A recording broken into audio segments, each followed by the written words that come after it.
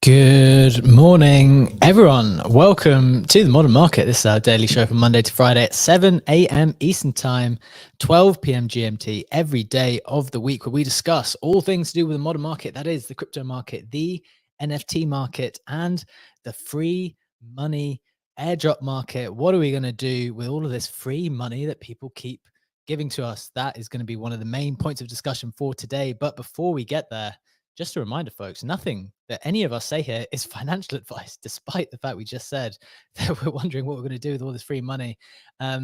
We do not know anything for sure. Please do proceed with caution and exercise your own judgment. Today, I am your host, B-Check. I'm joined by my legendary co-host, Legendary, and we are delighted to say we have a very special guest with us. We have Karma, who is an art connoisseur, the mastermind behind ZTX's marketing and community building, and the host of the ZTX's weekly gaming spaces. We're delighted to have you with us today, Karma. How are you doing on this Wednesday, the 7th of February?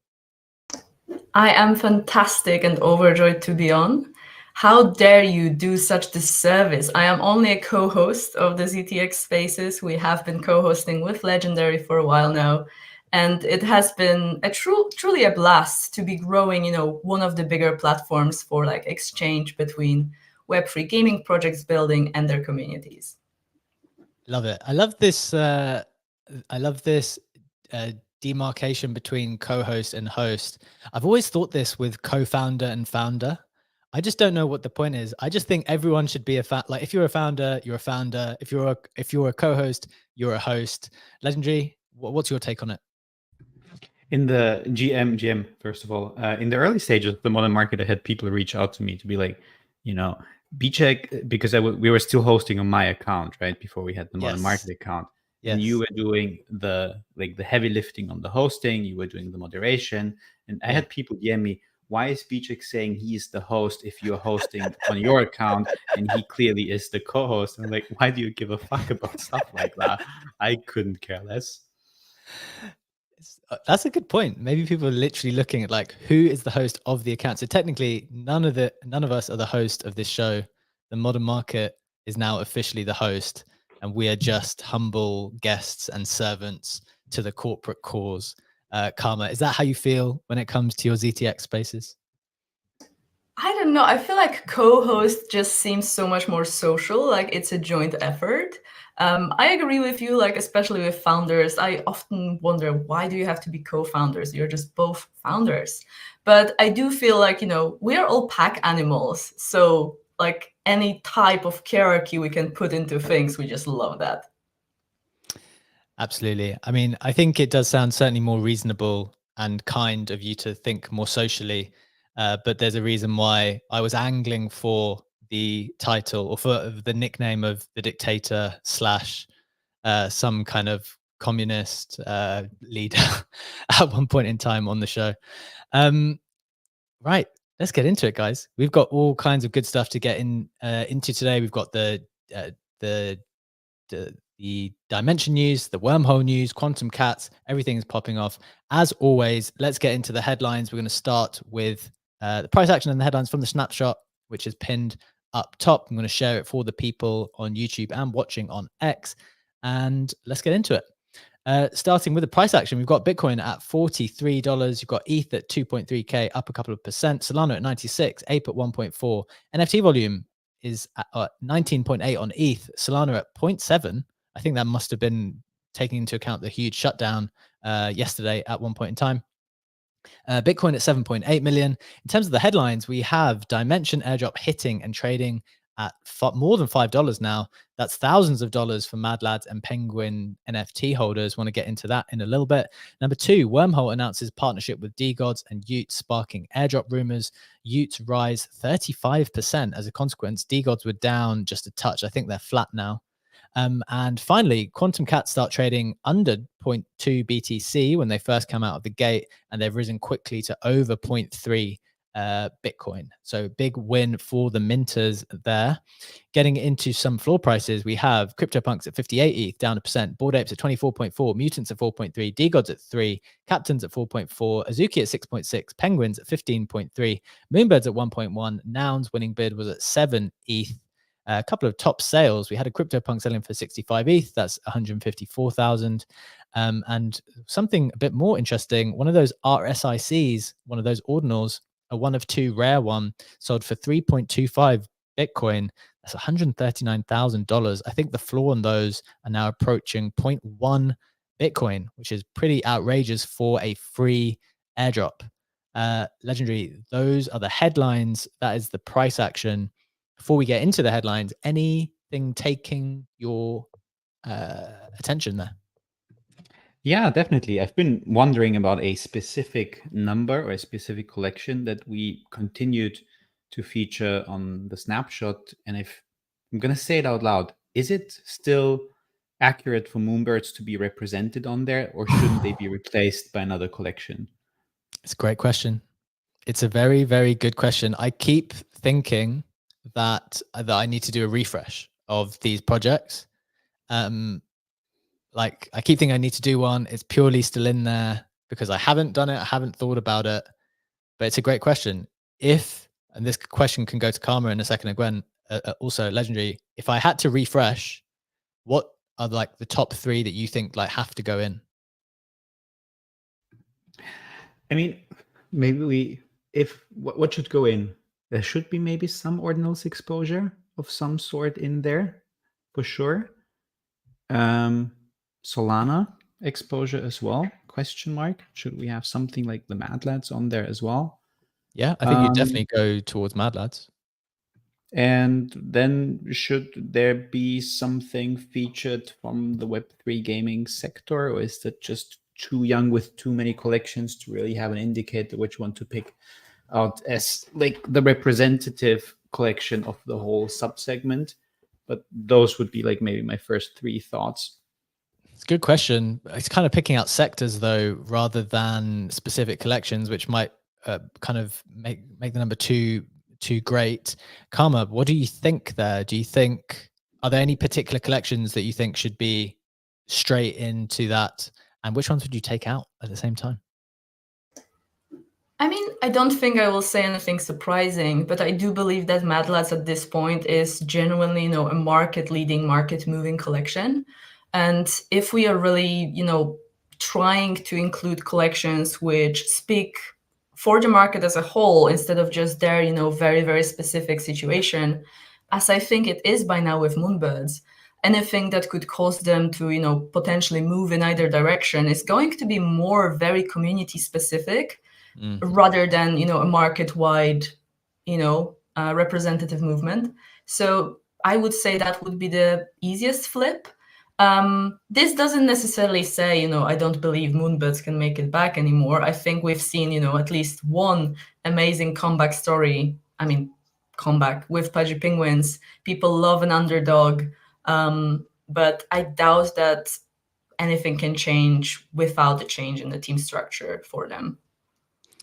Very, very fair points. An interesting point on like the technicalities of it, Karma. What would be the way to determine, like, what would be the headline metric? Do you think we should be turning these things into ETH? I was talking about this with NFT stats, and we were kind of thinking like NFTs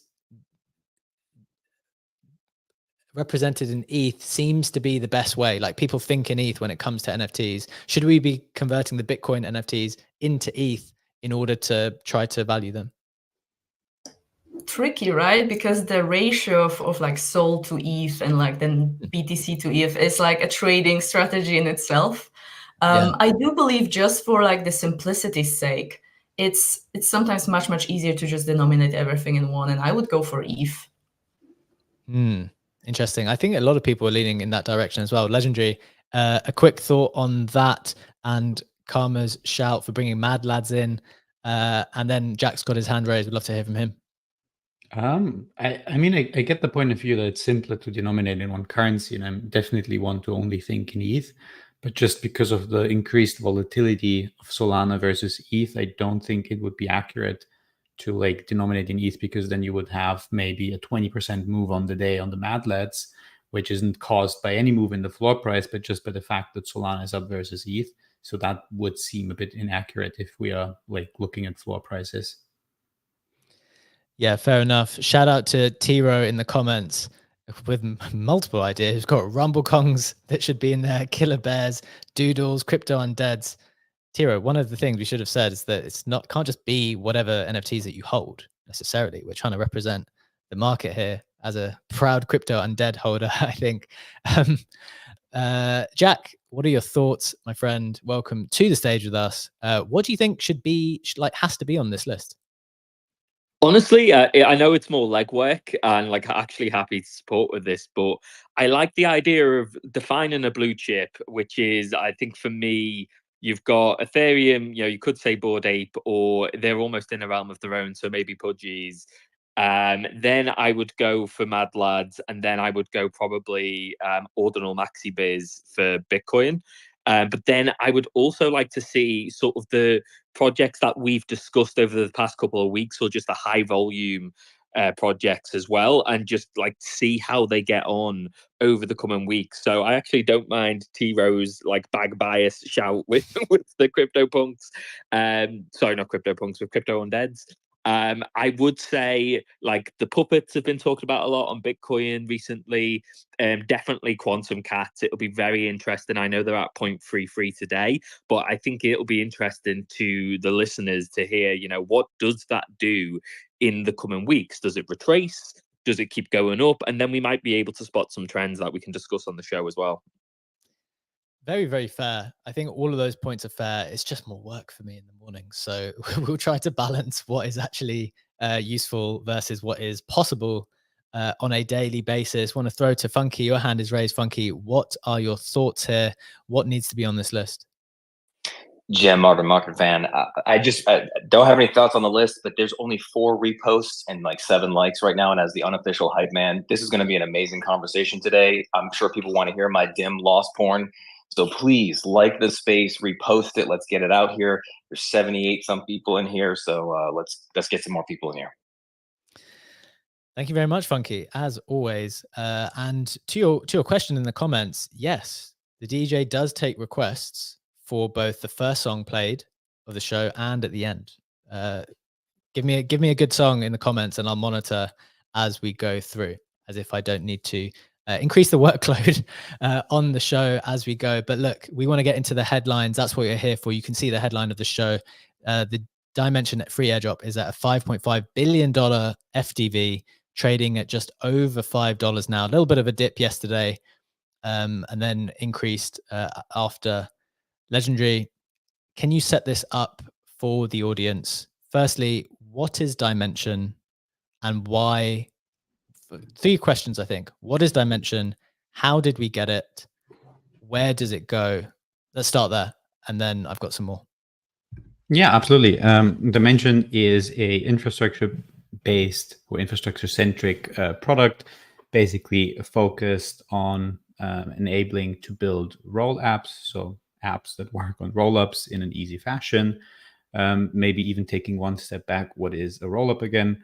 Rollup is obviously a way to scale blockchains, to build layer 2 solutions by just processing data on a faster blockchain, packaging that, and then basically sending that information back to the maternal or paternal chain, depending on your worldview, so to speak.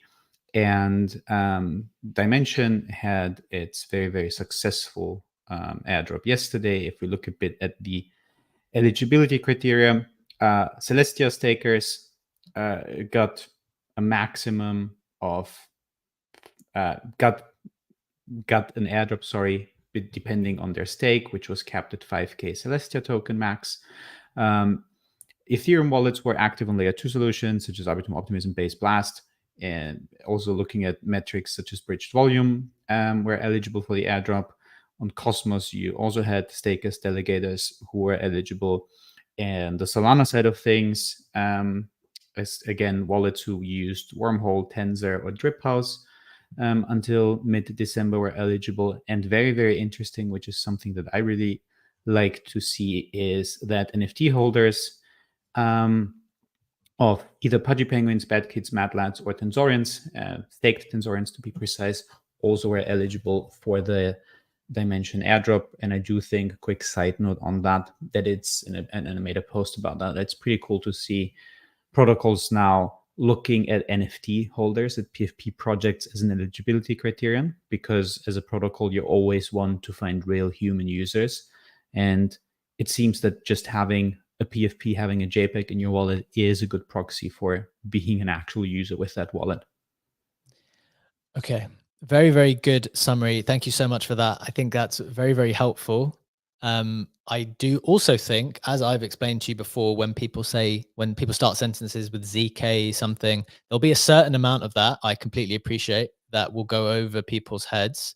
But the consensus does seem to be this is a useful thing. People like it at a minimum. And I think the amount that you need to understand is probably quite helpfully explained by Legendary there. In terms of strategy, Legendary, we've got CC2 Ventures here. I think people, if you don't follow CC2, you definitely should be. It's one of the best airdrop advisors around, I think. Seems to be hitting pretty well on a lot of these things. It's at CC2 Ventures. He outlines his strategy here. And I'll probably go to Karma first on this to see what you think of it, how you might be thinking about this particular airdrop. He says, what's going to be my strategy for Dimension? Well, I certainly have to sell some because I owe the taxman quite a bit for how 2023 went. So I'll probably stake half and sell half across a bunch of wallets, of course, to ensure effective decentralization. This is the thesis. The thesis is the Dimension makes it easy to spin up and launch rollups. A good portion of those rollups will airdrop to Dimension stakers. Most won't be worth much, but there'll definitely be a few that escape velocity and kickstart the Dimension staking craze, just as we've seen the Celestia staking wallet count balloon from 39,000 to 440,000 within 2 to 3 months. Remember, the way to get some of this Dimension was, yes, hold some of those NFTs, but it was also to be staking Celestia. And Celestia was actually given out to people quite a few months ago. I didn't even claim mine because I didn't realize that it was going to be a big deal. And then I actually bought some after as a consequence. But two key things there is that, yeah, once people realized, then there was this staking craze because people realized they had to stake to get part of these things. CC2's prediction is that we'll see a similar movement. Karma, what do you think about that strategy? What are your thoughts on Dimension at the moment? I'm going to perfectly honestly say that I wouldn't say I understand Dimension as technical concept. And I think that's very, very fine to say. Yes, in fact, with the amount of protocols coming out right now, I have close friends who are CTOs, like very senior engineers, and they say themselves, honestly, look, without me diving into this for a week, I don't understand it either. So I think it's fair for us, normie consumers, to also admit to ourselves, hey, this is really complicated. But what I do want to say is I find this narrative, which is now being rejuvenated for basically airdrops to stakers on Celestia, very interesting. It's almost to me like Celestia might be the atom of this cycle, where if you remember, last cycle, there was a certain period of time where Atom stakers, in general, within the Cosmos ecosystem, you couldn't go a month without a few airdrops just for passively staking. And it was incredible. And it really, really helped that ecosystem balloon. And obviously help the price action as well. The more is staked, the less liquid float is out there, the easier it is for price to go up. But it almost seems to me like Celestia is really fitting that narrative this cycle. And I know of many people who, again, genuinely don't get what Celestia even is, but do hold a large bag specifically for the airdrops. I myself hold a very, very small amount. I've promised myself that this cycle, even if I miss some opportunities, I really want to consolidate my bets, because you just said, you didn't even claim it. I tend to forget or miss so many things and end up just self-flagellating because I spread myself way too thin. I mean, I think that's a really important feeling to express, because I know lots of people, including myself, feel that. Just an interesting point on the Celestia claim. It's not that I missed it. I knew it was happening. I looked at it and thought, nah, Not worth it. Not worth it at all. Wasn't trading at anything. Okay, that is worth self-flagellating over. Absolutely. Definitely. So imagine the feeling when I had to buy it back significantly higher. Very, very good points. A follow-up question, Karma, because you mentioned this thesis or you mentioned what happened with Atom last time. I actually wasn't in that ecosystem at the time. I assume this is in the 2021-ish period. What would be the key learnings that people would be able to take away from maybe that Atom staking period where lots of new protocols wanted to airdrop to those holders? What were the key learnings there? How long did it last as well? Because one of the things some of my more experienced friends have already been talking about is like, when do you time this Celestia thing? Because there's a 28-day, or is it 20? Is 21 or 28-day unbonding period, and I'm in it at the moment. Not because I want to sell the Celestia already, but because I just want to split it over a few more wallets. And I didn't know anything at the beginning, so I just put it all in one. I want to split it out, so I'm unstaking at the moment. But can you imagine the period of time where like the price starts going down and then everyone is trying to unstake at the time? So what was there any key learnings about that from your experience with Atom? I mean, again, not to LARP as financial advisor, but I found myself personally that I tend to almost so the bag that I stake in hopes of airdrops, I almost stop thinking about the value of that bag itself. I see it more as a, a means to an end. And of course, it's very unlikely. I mean, not entirely, but it is pretty unlikely it will go entirely to zero. But I do account for a certain, drop in value, and just track very meticulously the value of the airdrops that I have raked in. And, if you're lucky, if it's genuinely a frothy market, past a certain point, you are likely to get back a very substantial percentage of what your initial bag was worth. So that's how I did it last time. I do believe, different acceptance of different risk levels is going to lead people to different strategies, but certainly you're never going to time this unstaking perfectly. And in general, the Cosmos ecosystem is like quite well known for like longer unstaking, unbonding periods. Interesting.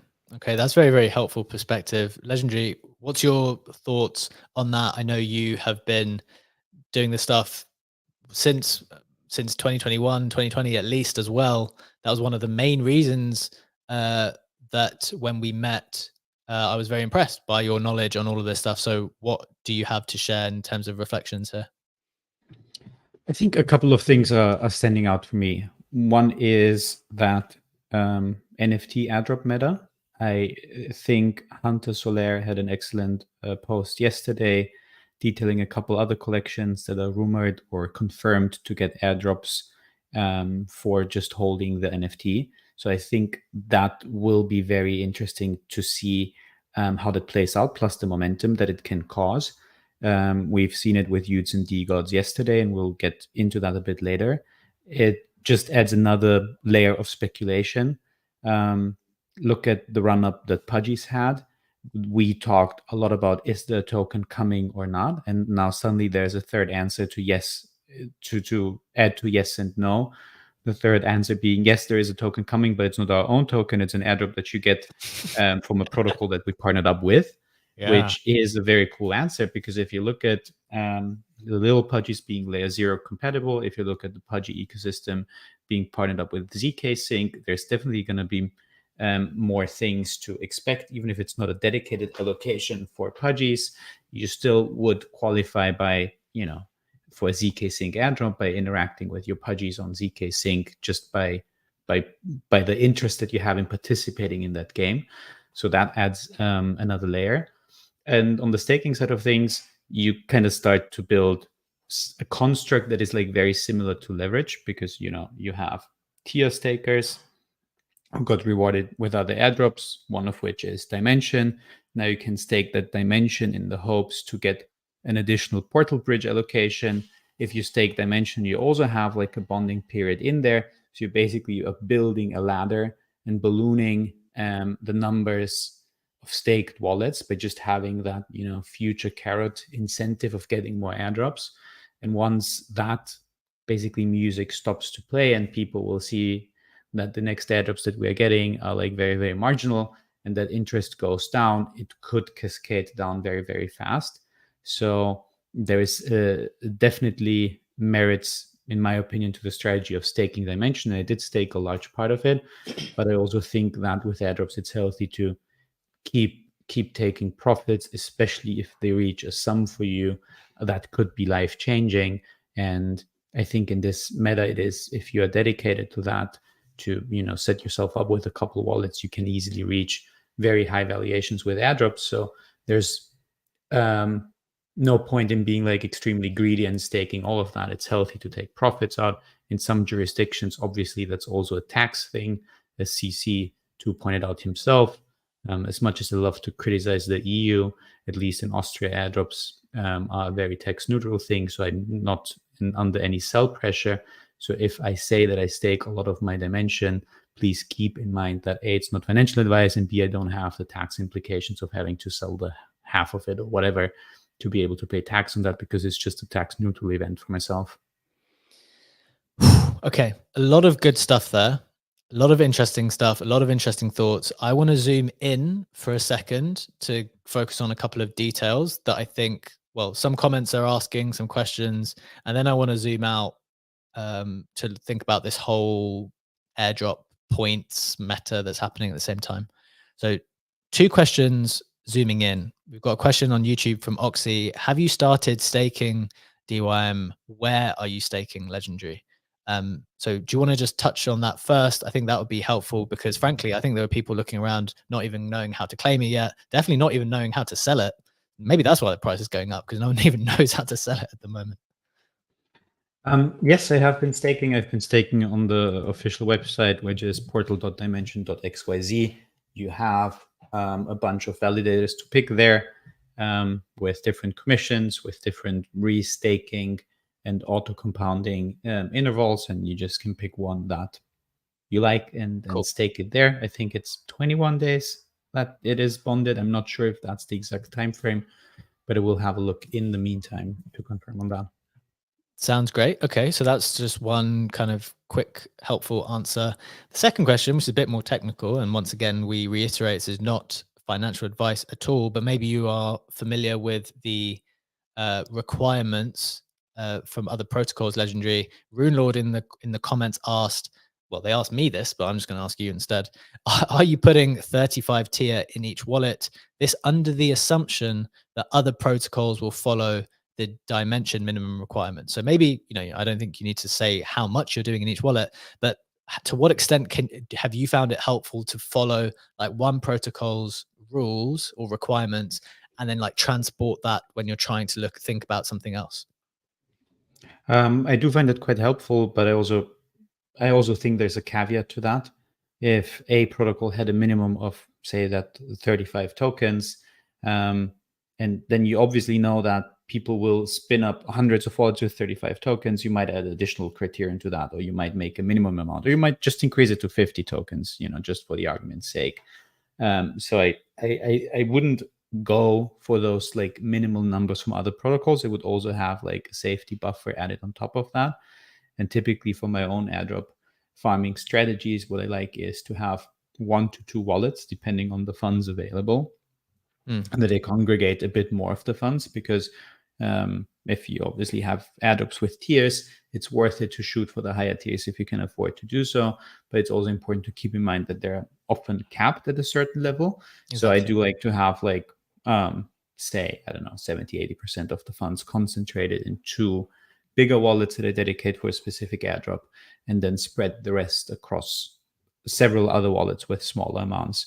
But it overall depends on like the overall financial situation. If you're like basically worried or concerned that you're barely making the minimum eligibility threshold on one wallet, then obviously there's no point in spreading it across multiple wallets. Yeah, I think that's really, really helpful thoughts. Again, we don't know anything for sure. That's just one way that one person thinks about it. One of the alternative ways that I think about it is that I frankly cannot manage more than 3. Like, I'm just not going to do it on a practical level. I've tried having more sometimes and it just doesn't work. I can barely even manage 3, to be perfectly honest. So I've kind of I'm at peace with the idea that I'll probably concentrate 3 quite heavily, and that will probably be it. Like, I might try a little bit more with tier because of if I do the maths, I don't know how much I've got staking at the moment, but I don't know. I don't like the idea of having more than 3 because basically I'm useless at managing it because I'm too busy doing other stuff. So that's all, you gotta weigh it up, because one of the things I have noticed, and this is a quick point before I want to zoom out, and I know we've got lots of hands on this, we're going to get round to you in a second. When you say you get $2,000 free dollars, for example, or $900 free dollars, like, it's not actually free in the sense that if you've like labored over it and had to spend, a period of time every single day for a period of time, or like it becomes a whole management process that you have to allocate time to, that $900 isn't free in that respect. Like Sammy, who's got his hand raised at top, if you don't know already, you should. He's got this awesome spreadsheet going around. If you are subscribed to his newsletter, which you should do if you have not yet already, it's got like 200 protocols in there where you can look at potential ways to farm airdrops. Now, if you're like actively managing that, then you're suddenly, those are not free airdrops anymore. That's like it's a commitment of your time, which costs money. So I think it's definitely worth, every individual has to kind of calculate their rate, and that might be relevant as well. Okay, we've got a lot of hands. I want to zoom out first and bring up a different question and explain one of my crackpot ideas, because I think that would be helpful. And then we're going to go around and see what people think of that. But I'm going to go to Karma first with this. So Zeneca wrote this tweet yesterday, probably in response to this Dymension stuff coming out, where he said that, let's see, here we go. He said, man, I joked about 2024 being the points meta year, but legitimately it's going to be the staking for airdrops. It's the perfect Ponzi, lock tokens up, compounding rewards, number keep going up as the frenzy continues, then monstrous crash. ICOs, NFTs, OHM, history is rhyming. My thought on this, I think this is part of the story, but the thing that I've been thinking a lot about recently, and there might be many aspects of this which people disagree with, but I think the broader idea is probably correct, is that once upon a time, we lived an agrarian lifestyle. We were all farmers, and we had to be out in the field. Now, like, I think the period, like the way that we've evolved and the way that, the emergence of a middle class that has, expenditure available to them, where they've been able to work, to have money to do stuff. Like, I think this might end up being an anomaly with the way that AI is going, with the way that the money is concentrated in the owners of the technology. I think a lot of people will be rendered less useful than they were prior. And I think with the way that value gets distributed online via protocols, it will be a person's full-time job in the future. And maybe we're the start of this. We are the start of some people becoming full-time airdrop farmers. And in the absence of other meaningful work to do, this will become one of the ways that people can sustain themselves, because Web3 is not going away. Crypto is not going away. Protocols are not going away. We're just going to have more of them in the future. And we're just at the start of this movement. So my idea is that we go back to a digital agrarian lifestyle, and this is how we make money in the future. Karma, what are your thoughts? Do you disagree with any part of this idea? I think it's very poetic. The idea of, the digital agrarian revolution. However, I feel like, the AI is generally going to change every single aspect of our society and life, and it's going to do so much, much faster than I think any of us imagined. And I think there is going to be much, much more tumultuous, change than only this, transition into a digital work. I do think that past a certain point, universal income is going to become necessary and not a nice to have. The amount of jobs we're going to see lost within just the next few years, that's going to, maybe I'm sounding a bit alarmist, but it is going to lead to an insane increase in, just monetary problems for a very, very large part of society. And that's not necessarily something that can be easily solved by just onboarding people to, MetaMask use. Now, I know that's not what you meant, but this is just, zooming out. Sure. So I genuinely believe that we have a much, much more tumultuous upheaval in front of us. We live in interesting times. I bought a fantastic postcard lately. Just said, "May you live in less interesting times." Best postcard I ever bought. But at the same time, it's exciting, right? It's just I believe that there's going to be much more to it, and it's going to take in not only industry-wide but genuinely political, concerned effort to make this new landscape livable and survivable for everybody, no matter what their job is currently. Very, very interesting stuff. I think there is definitely a political aspect to it, which when you zoom out becomes more apparent. Really interesting stuff. Legendary, any reflections on that? And then we're going to go round around the hands. Yeah, absolutely. I read Homo Deus by Harari, fantastic book in my opinion, and Harari made the point our whole democracy is built on a system that is working on improving in itself. You are middle class, you try to move up that ladder, you try to improve your general working conditions, etc. And if a lot of jobs and a lot of workforce are to become redundant, then you're basically, quote unquote, not necessary from that work perspective. And our political parties, our political system, it's not built for society, put it very edgy, that is basically constituted of a large part of redundant people from the workforce perspective, not per se redundant.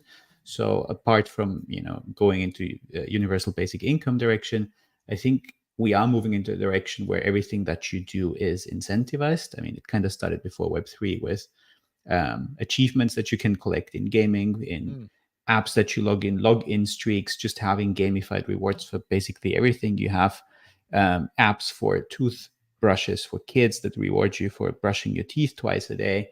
And if you think about that, being rewarded for brushing your teeth with an achievement streak in an app might sound a bit ridiculous, but definitely fits like human consumeristic behavior in our modern society. And I do think that we will very fast move into a direction even beyond Web3, where a lot of the things we do, the expectation is to be incentivized. And we've been doing that, right? If you watch YouTube and you don't pay for premium, you pay with your time for watching ads to consume free content. And I think we will move past that just to be actually paid for doing things, for using things, having Chrome extensions, like Grass or whatever, as we already have in Web3. And I think this will extend with the dominance and prevalence of AI in our society.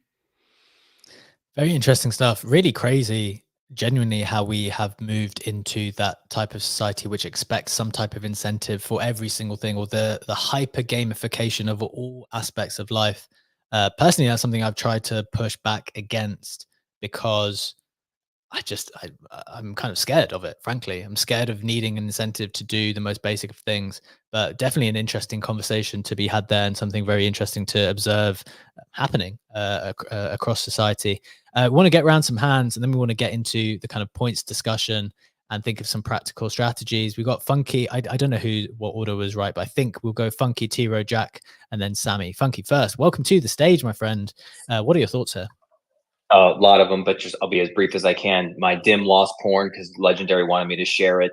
When I went to go claim, I saw sort of the pre-populated 0x, so I only put in my ETH address wallets for my MetaMask. I just assumed that I was naturally going to get it from the Atom that I had staked. I had Tia staked in multiple wallets, got Bupkis for all that, so I ended up getting like 128 coins, and probably instead of several hundreds of coins. But to give you guys some information, just as an interoperability maxi, obviously, I'm deep in the Polkadot ecosystem, very deep in the Cosmos ecosystem as well. So it is 21-day unbonding for virtually every chain with a few exceptions. So be aware of that. You guys brought up great points. Now, the reason I would say, again, not financial advice, that you probably want to sell a lot of pumps, which Legendary talked about, look at the inflation of these tokenomics on these chains. Go back and look at the charts of early 2022 for things like Evmos, Juno, Stars, major chains that got massive airdrops. They are now worth pennies. So they crash, and they crash very hard because the tokenomics are so incredibly inflationary on many of the Cosmos chains. Interesting.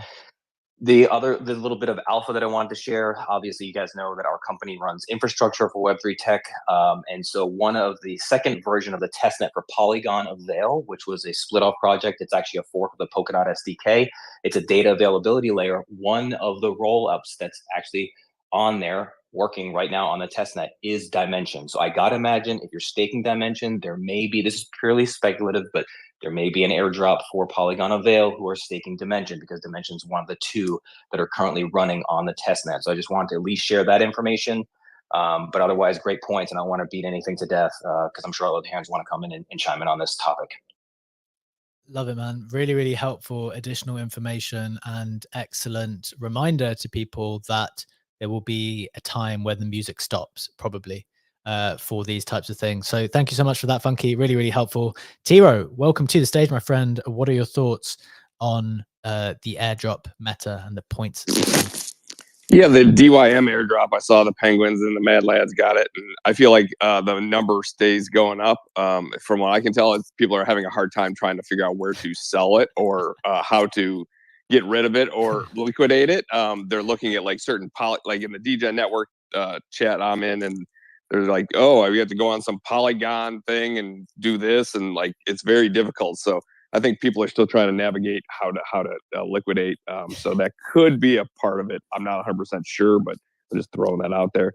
Also, the DJing abilities by Legendary and B-Check. Who is actually in charge of the music, or is it a co-op thing every morning? It depends. If you have a complaint, then it's Legendary. If it's okay. positive, it's fair. Yeah, pass the buck.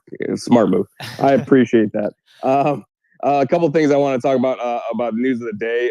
Golden Wolf, which is in your notes for your the daily snapshot that's pinned to the top here. That alpha that you guys do, the work that you guys do, I basically wake up at 6 a.m. most mornings, maybe a little earlier some mornings, and I literally look for that, and I am reading it intently. Because it's hard to gather all that information, especially whenever you have an in real life job and you're trying to juggle being a morning personality to a degree. So I appreciate it greatly. And when I'm waking up on the East Coast of America every morning, and it's just hitting me in the face, and I share it out, like it, retweet it, support these guys. They're doing work that is unprecedented and aggregating all this information, and it's a lot of time and energy. Very much appreciate it, man.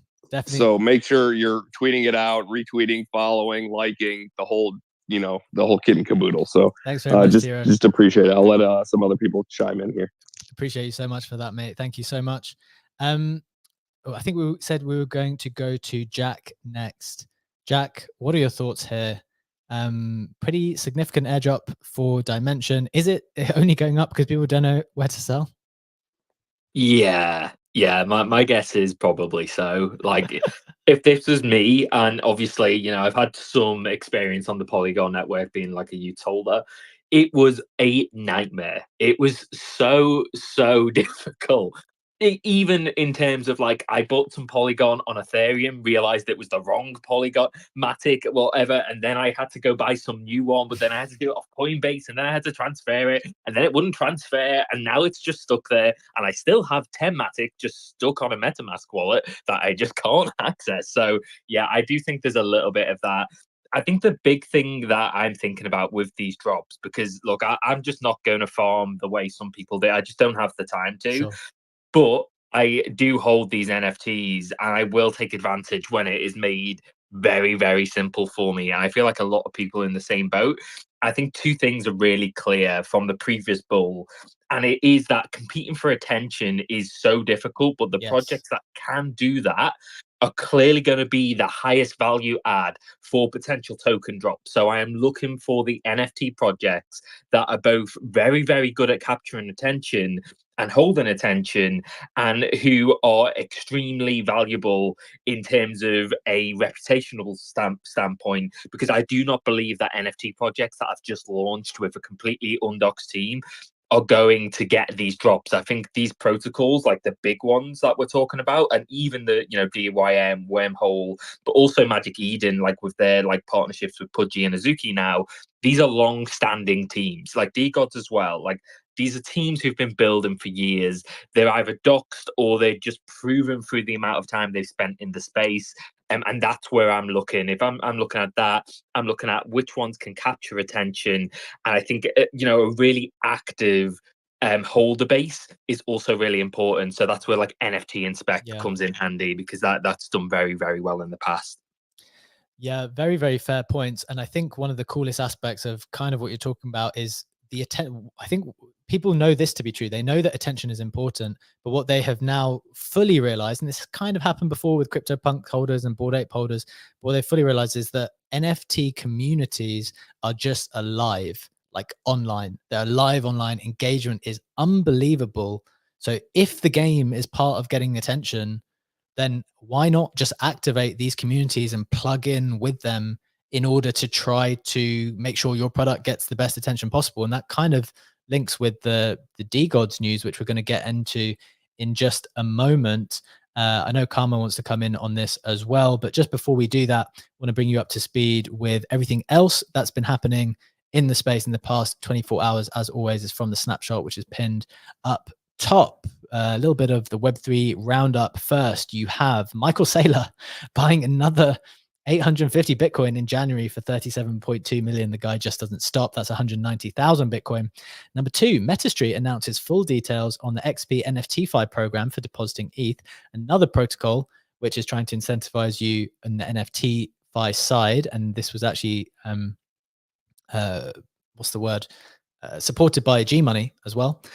Number three, Golden Wolf announces it has grown Doodle's audience by nearly 200,000 on social media. I do think that the Doodle's media is really outstanding. Number four, Azuki announces preferred marketplace partnership with Magic Eden. That's on the back of the Pudgy Penguins news yesterday. Obviously, the Yuga partnership with Magic Eden. Magic Eden really rolling out these heavy hitters from the marketplace side. Next, some more news. Sandbar mints out on Solana for 1.5 Sol and doubles quickly to a 3 Sol floor.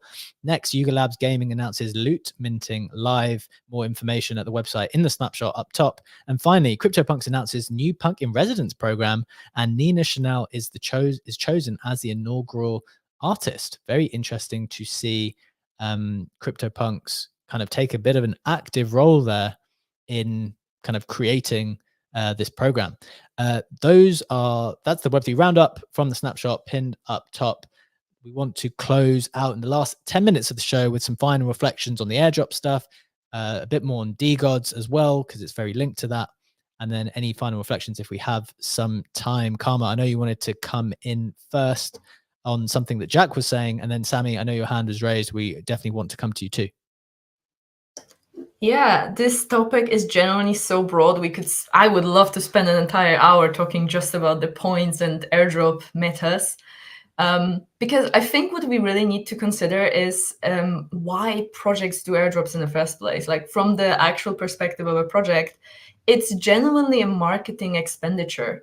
Like, yeah, it is structural. Like, in order for your token to be stable, you need liquidity, you need like a wide enough distribution. But if you just wanted to maximize distribution, you would just be airdropping dust to a possibly huge amount of wallets.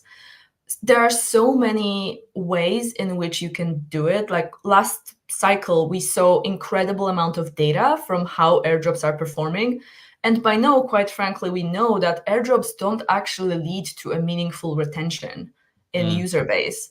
I think from data, the majority of airdrops trend down to around 10 to 20% retention a few months after. That's horrendous when you consider how much money is spent. But at the same time, it buys you so much goodwill within the community. And most importantly, it buys you the mind share and the attention. That's why I wanted to jump after the last comment, because it did mention how important attention is. And projects are now realizing that buying that attention on crypto Twitter, buying it on different media, is one of the biggest expenditures when you are trying to grow aggressively.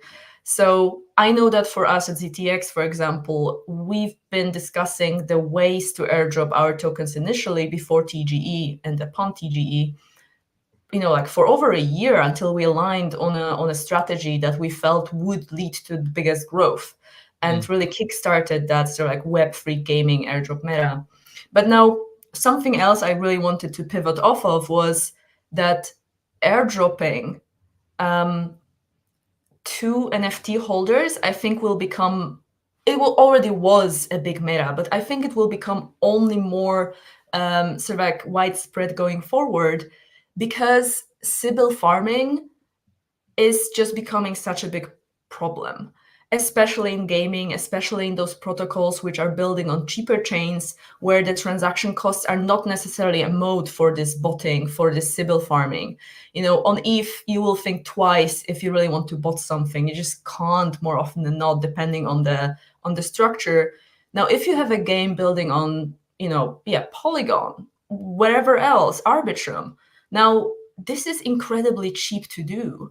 And additionally, in an attempt to, advance sort of like adoption, many games get big grants from those chains to subsidize transactions for users. This is just a breeding ground for immense Sybil farming, which is almost impossible to exclude, by the way, on the technical level, without wasting incredible resourcing on it.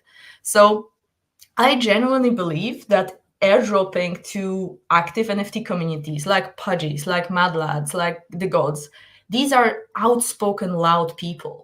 And you just target this loud minority, give them a carrot, everybody's happy, you get mindshare on crypto Twitter, you get something you would usually have to pay, however much for, kill two birds with one stone, and quite frankly, align some incentives. You just really need, as a project, to account for the dumping that will happen. And most projects doing airdrops do account for that. Like you count that into your projections. Super, super insightful. First, on the fact that, yes, most of these things will trend down, and maybe something that's completely out of the conversation at these early points when something just hits our wallets is that, look, ultimately, this is not actually a great spend for the team itself, maybe 7 or 8 times out of 10. But the bigger point, I guess, which will excite people listening in, is that kind of thesis around NFT communities, what people have truly realized about NFT communities specifically over even users of the platform.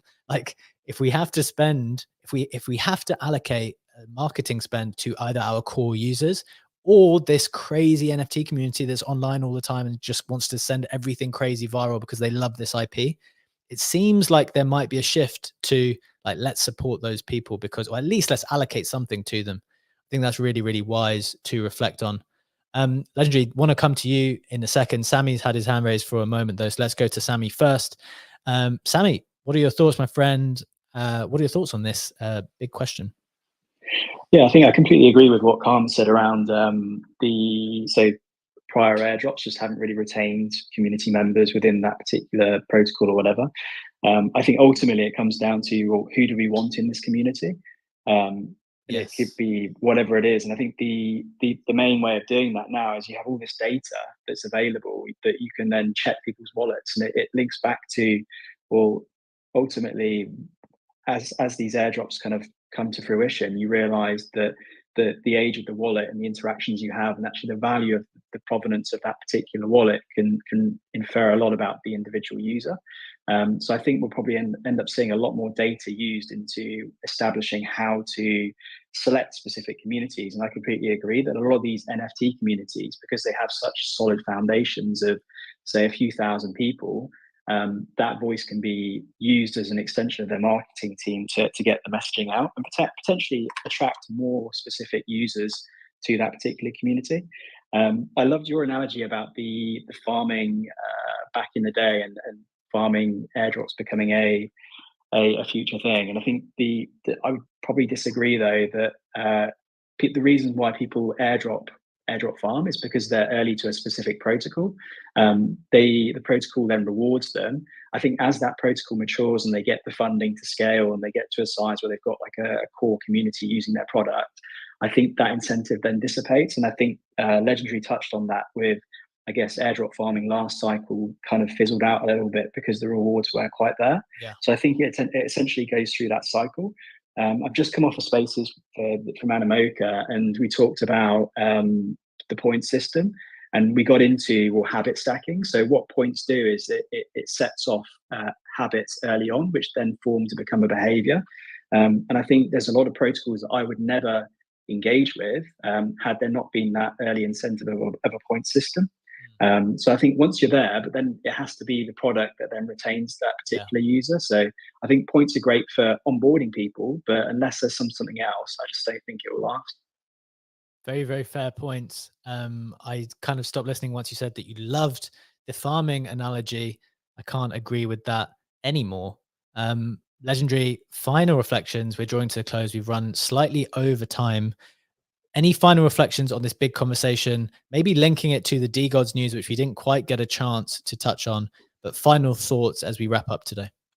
Yeah, absolutely. Combining both Karma's and Sammy's points, essentially, you want to be top of mind, right? And you build that habit. Look at something as simple as the Pixelmon questing right now. You log in daily, you spin that wheel, you collect a couple points.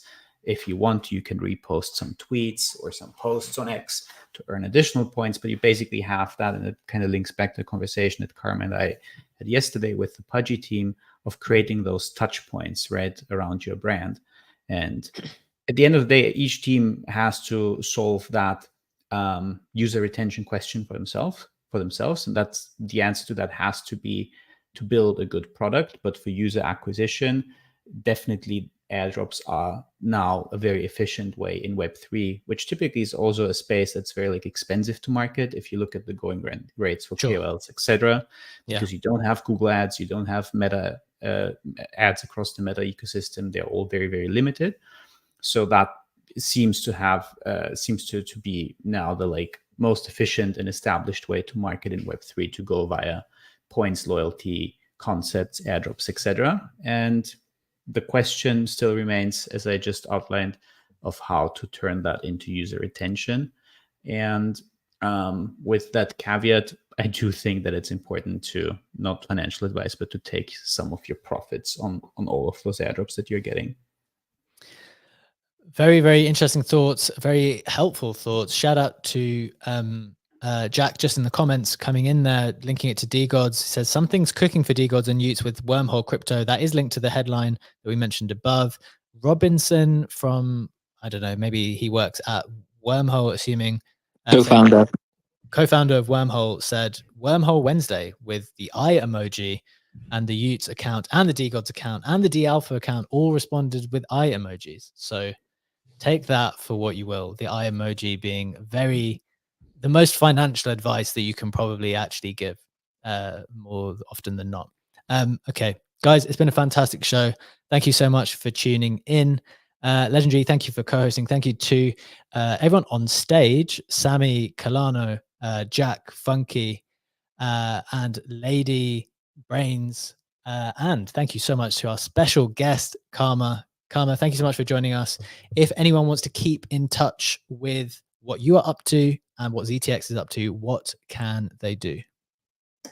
Follow us on Twitter. It's ZTX official for ZTX itself.